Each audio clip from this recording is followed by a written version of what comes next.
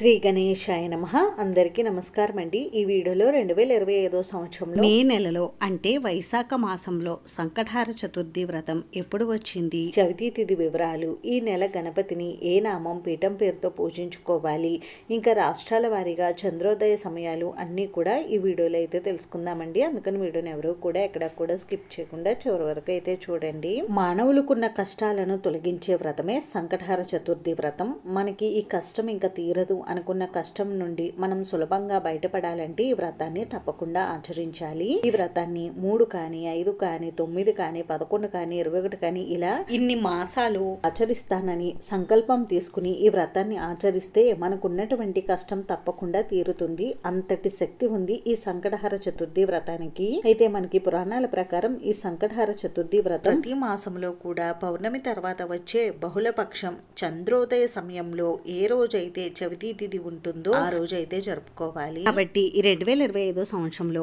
మే నెలలో అంటే వైశాఖ మాసంలో సంకటహార చతుర్థి వ్రతం ఎప్పుడు వచ్చింది అని అంటే ముందుగా చవితి తిథి వివరాలు అయితే తెలుసుకుందామండి. స్వస్తి శ్రీ చాంద్రమాణ శ్రీ విశ్వావసు నామ సంవత్సరం ఉత్తరాయణం వసంత వైశాఖ మాసం బహుళపక్షం చవితి తిథి ప్రారంభం 2025 మే 15 గురువారం రాత్రి 1:39 ప్రారంభమయ్యి 2025 మే 16 శుక్రవారం రాత్రి 2:21 వరకు ఉంటుంది.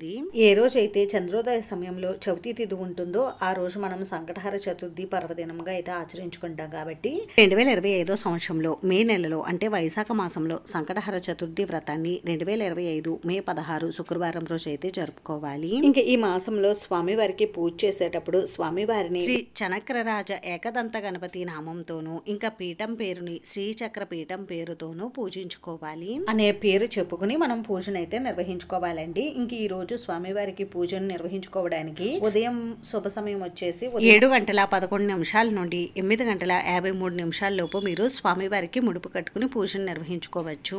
ఒకవేళ ఈ సమయంలో కుదరకపోతే ఉదయం 9 గంటల నుండి 10:30 లోపు మీరు స్వామివారికి పూజ ముడుపు కార్యక్రమాలు అయితే నిర్వహించుకోవచ్చు. ఇంకా సాయంత్రం సంకటహార చతుర్థి వ్రతాన్ని ఆచరించుకోవడానికి 6:13 నుండి 9:22 లోపు మీరు స్వామివారికి సంకటహార చతుర్థి వ్రతాన్ని అయితే ఆచరించుకోవచ్చు. వ్రతం పూర్తయిన తర్వాత చంద్రుడికి తప్పకుండా అర్ఘ్యం సమర్పించి తర్వాత మనం ఉపవాస దీక్షను అయితే విరమించుకోవాలి.